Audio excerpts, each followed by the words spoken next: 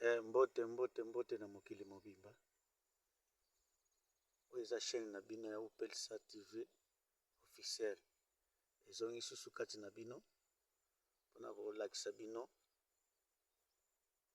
liboso na nga nazali awa, nazolakisa bino awa.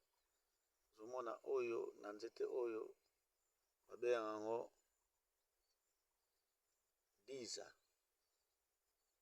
Me tozomona ba étoile d'araignée. Étoile d'araignée, botala yango mpenza bien. Étoile d'araignée ndenge ekangi nzete oyo. Oyo eza ba étoile d'araignée ndenge babengaka yango na français. Soki eza boye, soki boye te bino boyebi français. Ezali nyama moko oyo asalaka yango. Mpona nini atongaka boye? Po eza motambo na ye oyo atiaka po azela nini ekoleka awa po ekufa po ye pe alia. Eza mosala ye asalaka. Ezali nyama nzambe oyo akela na lolenge na yango. Eza très important. Mais Satan, le diable bandeko na ngai, ekota na l'étoile d'araignée oyo ndenge aye kosala boye. Nazoko alerte bino ke soki eloko oyo ekoti na ndako na yo, ezali ba esprit mabe ekoti na ndako na yo. Ekoma ba kamera oyo ekokameraka ndako na yo. Ezokokamere ndako na yo, makambo nyonso oyo kosala butu na moi yango ezokamere po batinda na monde ya Satan bayeba kofrene ndako na yo to vi na yo.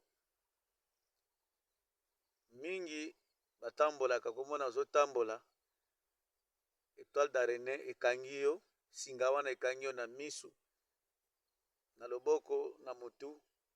Me ozobenda ngo boye so comprendre te soki euti wapi. Nyonso wana eza bamfutuma.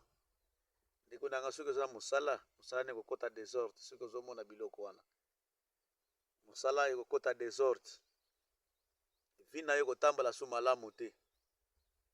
Ndeko na nga nazokoyebisa yo fongwama. Vi na yo okende su liboso te. Libala na yo kokota désordre, misala na yo kokota désordre. Donc po simba su mbongo to simbi mbongo ekende liboso eza pasi. Po ba étoile d'araignée ezokende kokangaka yo na mutu na liboso na yo.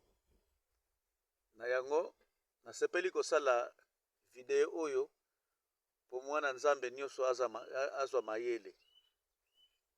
Azwa mayele. Soki omoni yango na ndako na yo 2 ou 3 jours foko kombolaka ndako pe kopopola ndako kolokolaka ba étoile d'araignée oyo. Ezali mitambo ya Satana soko utiliser surtout mikolo oyo. Mikolo oyo penza ndeko na ngai yango ezoko régner. Eza motambo ya Satana tche kati ya bana na nzambe. Na yango fo mona yango penza bien, fo tala yango bien. Mosusu ezaka ba étoile mais awa nazomona asali étoile te mais asali kaka ba partout nde asali boye. Azingizingi nzete oyo tozomona biso nyonso. Siko na kado soki omoni ndenge wana nini okosala? Soki osokoli ndako na yo po mosusu ezaka na esprit okomona yango te.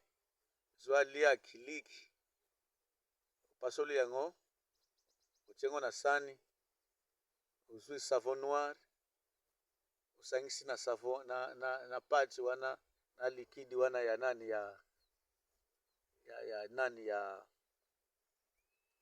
liaki.